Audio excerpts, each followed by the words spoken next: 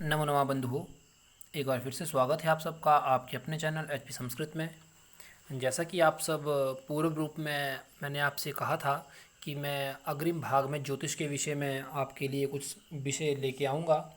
तो आज मैं आपके सामने, जैसा कि आप स्क्रीन पर देख रहे हैं, ज्योतिष के विषय में तिथि परिचय के विषय में आज के लिए आपके लिए मैं विषय लेके आया हूँ।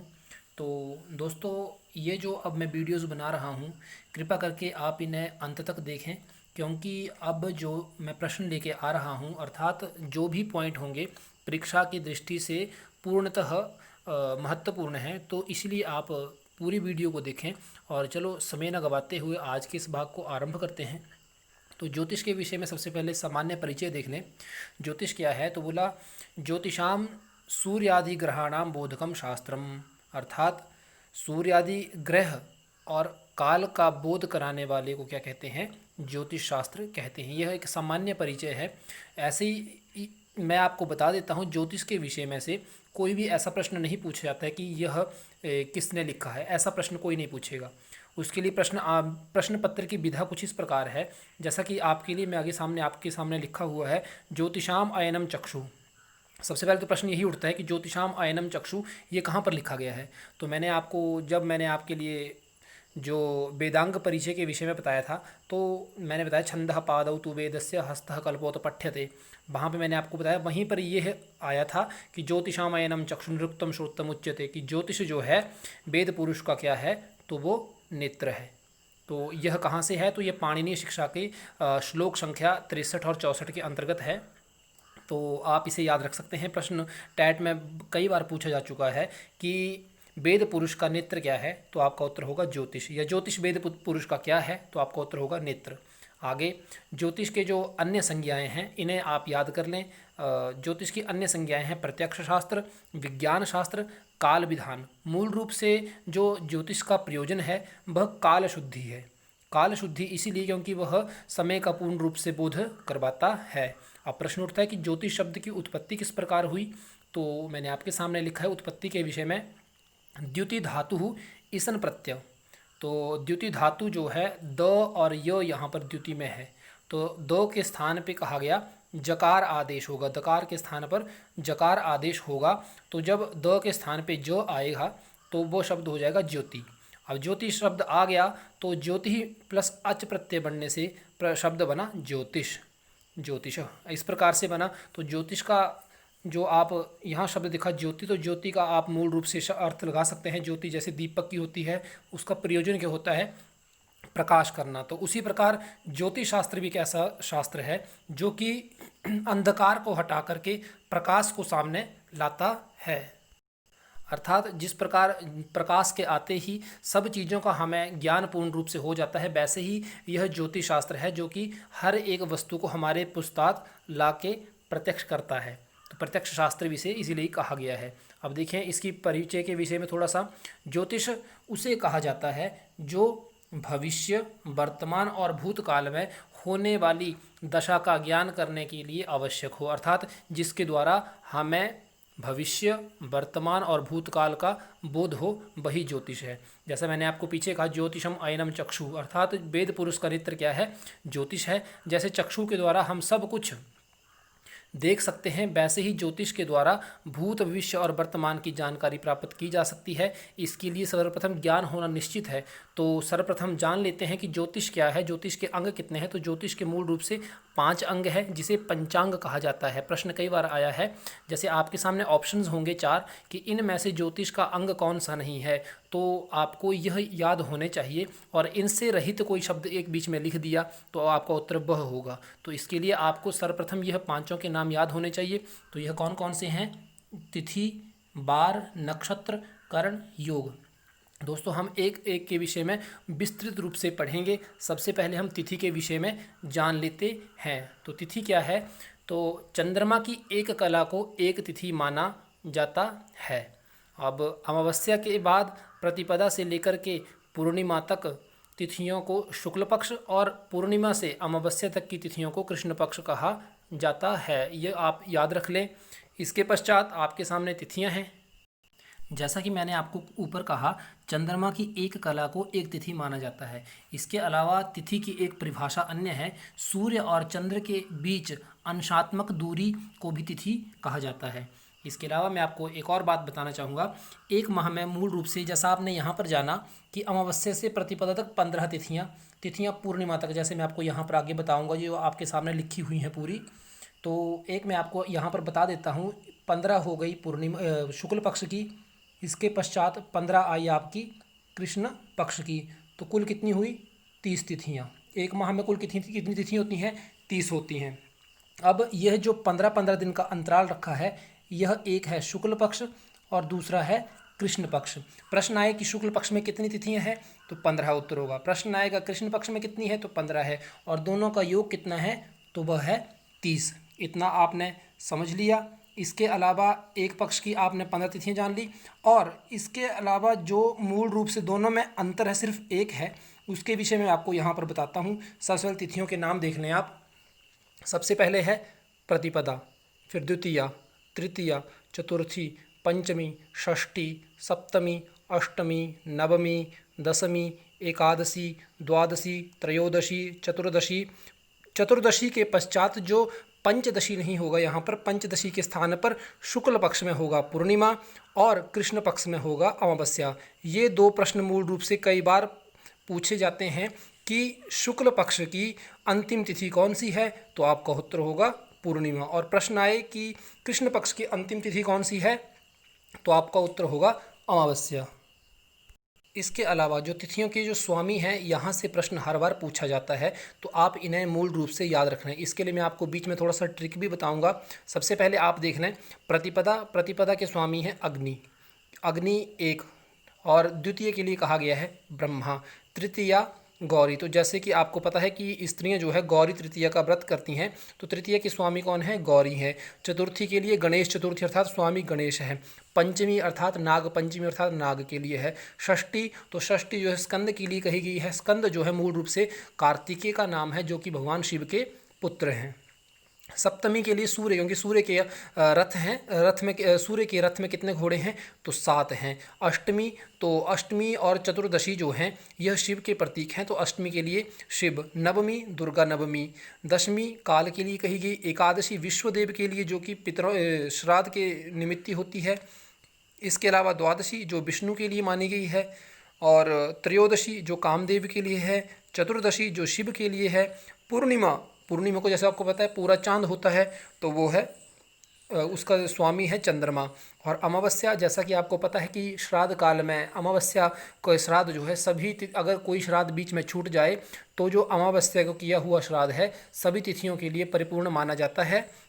तो अमावस्या के स्वामी हैं पितर, और श्राद्ध आपको पता है किसके लिए करवाए, पितरों के लिए करवाए जाते हैं। तो अमावस्या का स्वामी कौन है, तो पितर है। तो देख लिया आपने यहाँ पे गौरी तृतीया, गणेश चतुर्थी, नाग पंचमी, सूर्य के घोड़े कितने हैं, तो 7 हैं। दुर्गा नवमी हो गया। द्वादशी विष्णु के लिए हो गई। चंद्रमा पूरा होता है तो पूर्णिमा है। और पितरों के लिए अमावस्या, श्राद्ध काल के लिए श्राद्ध जो है अमावस्या के लिए परिपूर्ण माना जाता है, तो पितर के लिए हो गया।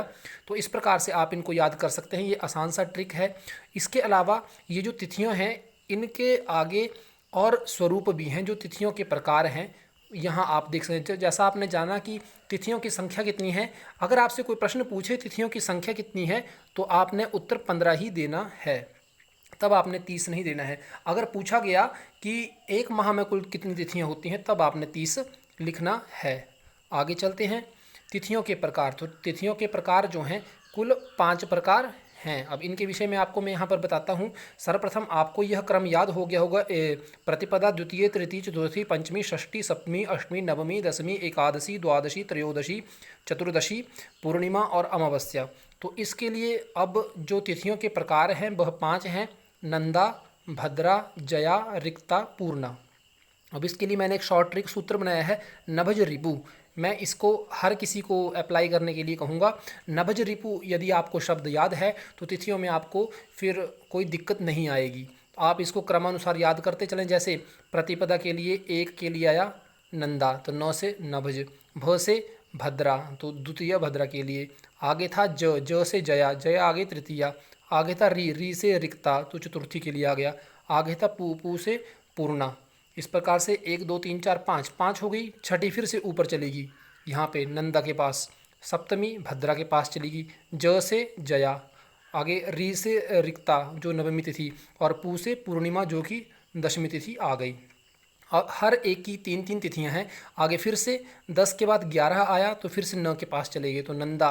भ से द्वादशी भद्रा, ज से त्रयोदशी जया, री से चतुर्दशी रिक्ता, पू से पूर्णा, ये होगी आपकी पूर्णिमा। और साथ में अब मैं आपके लिए यहाँ पे एक प्रश्न दे रहा हूँ। जैसे अमावस्या तिथि आई अब, जिसकी संख्या है 30, तो वह किस तिथि के अंतर्गत आएगी? आपके लिए यह प्रश्न है।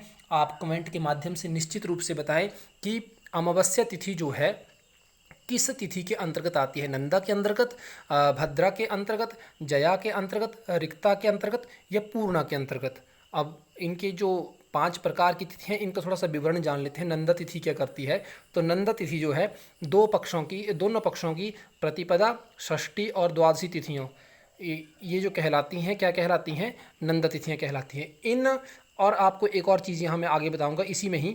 देखें, इन तिथियों में अंतिम प्रथम घटी, एक घटी, मतलब अंतिम की जो एक घटी है। अब एक घटी का मान कितना होता है? 24 मिनट। प्रश्न आ चुका है कई बार दोस्तों कि एक घटी का मान कितना है, तो 24 मिनट। बोला कि जो अंतिम की एक घटी होती है, अर्थात अंतिम इस तिथि के, जैसे प्रतिपदा की, षष्ठी की या एकादशी के जो अंतिम जो 24 मिनट को छोड़ करके सभी मंगल कार्य करना शुभ है। अर्थात अंतिम के जो इस घटी के, इस घड़ी के, इस तिथि के जो अंतिम 24 मिनट है वो अशुभ माने गए हैं। इसके अलावा यह तिथि जो है शुभ मानी गई है। प्रश्न आएगा कि नंदा तिथि जो है उसकी कौन सी घड़ी अशुभ होती है? तो अंतिम घटी इसकी अशुभ होती है। दूसरे पर आया भद्रा। भद्रा शब्द जो है, इसी से आप पता लगा लेंगे कि भद्रा शब्द का यथार्थ क्या है। कोई भी मांगलिक कार्य जो है, इसके लिए मैं आपको भी यहाँ बताऊँगा। जैसे द्वितीय, सप्तमी और द्वादशी तिथि क्या कहलाती है? भद्रा तिथि, जैसा कि आपने यहाँ पर जान लिया। अब आगे चलें। इसमें कोई भी शुभ मांगलिक कार्य नहीं किए जाते, क्योंकि जितने भी शुभ कार्य होते हैं वह बहुत ही शुभ अवस्था में किए जाते हैं। और भद्र शब्द, जैसा कि आपको यहाँ पर पता चल रहा है, भद्र का अर्थ ही है कठोर, तो इसमें शुभ कार्य कोई भी कठोर अवस्था में नहीं किए जा सकते। लेकिन यह तिथियाँ किसके लिए शुभ हैं? तो जैसे मुकदमे के लिए, तो जैसा कि आपको पता है कि मुकदमा लड़ना है तो अपने अपने लिए स्ट्रांग होना बहुत ज़रूरी है, तो इसके लिए तिथि का भी वैसा ही निर्धारण करना चाहिए। चुनाव के लिए, शल्य चिकित्सा संबंधी कार्यों के लिए यह अच्छी मानी जाती हैं। व्रत, जाप, पूजा अर्चना, दान, पुण्य जैसी तिथियों में कार्य करने के लिए ये शुभ मानी गई। इसके अलावा व्रत के लिए भी शुभ मानी गई है, लेकिन कोई आपने मांगलिक कार्य करवाना है तो उसके लिए आप इसमें थोड़ा व्यवधान डाल सकते हैं, अर्थात रुक सकते हैं। आगे जानते हैं जया तिथि के विषय में। तो जया तिथि जो है तृतीय, अष्टमी और त्रयोदशी तिथि का नाम ही जया तिथि है। अब जया तिथि नाम से ही जय है, तो इसका अर्थ क्या है? यह तिथियां जो हैं विद्या, कला, गायन, वादन, नृत्य आदि कलाओं के लिए उत्तम मानी गई है। विद्या के लिए जय प्राप्ति के लिए, अर्थात विद्या प्राप्त करनी पड़ेगी, और विद्या प्राप्ति के लिए जया तिथि सबसे महत्वपूर्ण है। अब आई रिक्त तिथि। रिक्त अर्थात खाली स्थान, तो इसके लिए क्या कहा गया? रिक्त तिथि, जैसा कि आपको मैंने पीछे बताया स्लाइड में, तो चतुर्थी, नवमी और चतुर्दशी तिथियां जो है रिक्त तिथि कहलाती हैं। तिथियों में कोई भी मांगलिक कार्य, नया व्यापार, गृह प्रवेश नहीं करें। इनमें कोई भी मांगलिक कार्य नहीं करना, क्योंकि ये रिक्त स्थान की पूर्ति वाले हैं। परंतु मेले, तीर्थ यात्राओं इत्यादि के लिए यह ठीक मानी गई। जैसे आप तीर्थों में जाएंगे, अगर भीड़ होगी तो आपको दिक्कत होगी, तो इसके लिए क्या कहा गया कि रिक्त तिथि क्या है कि जब खाली स्थान होगा तब आप जाएंगे तो आपके लिए शुभ मानी गई है, इसलिए कहा गया। आगे पूर्णा तिथि। पूर्णा तिथि अंतिम तिथि है, परिपूर्ण जिससे पता चल रहा है। तो पूर्णा तिथि जो है इसके विषय में कहा गया कि पंचमी तिथि, दशमी तिथि और जो आपकी पूर्णिमा और साथ में अमावस्या, यहाँ पर आपको मैंने उत्तर दे दिया। क्षमा करें, मैं उत्तर देना नहीं चाहता था, मैं चाहता था कि आप इसका बताएं। तो जैसा कि यहाँ पर था प्रश्न कि पूर्णा तिथि, तो पूर्णा तिथि जैसे यहाँ पे 15 को हटा दें और यहाँ पे 30 आ जाएगा तो अमावस्या हो जाएगी। तो जैसा कि यहाँ पर कहा गया ये तिथियाँ पूर्ण तिथि कहलाती हैं। जैसे पंचमी, दशमी और पूर्णिमा और अमावस्या, इन दोनों में से कोई एक शुक्ल पक्ष होगा तो पूर्णिमा आएगा, यहाँ पे कृष्ण पक्ष होगा तो यहाँ पे अमावस्या तिथि आएगी। ये तिथियाँ पूर्ण तिथि कहलाती हैं। इनमें अमावस्या को छोड़ करके बाकी दिनों में एक घटी या 24 मिनट पूर्व तक सभी प्रकार के मांगलिक कार्य जो हैं, मतलब जो आरंभ के जो आपके जो 24 मिनट है उनको छोड़ करके जो बाकी समय की तिथि होगी उसमें आप कोई भी कार्य करेंगे तो वो शुभ होगा। तो दोस्तों आज के भाग में हमने मूल रूप से, जैसा कि आपको विदित है, हमने ज्योतिष भाग के अंतर्गत तिथि परिचय के विषय में आज जाना।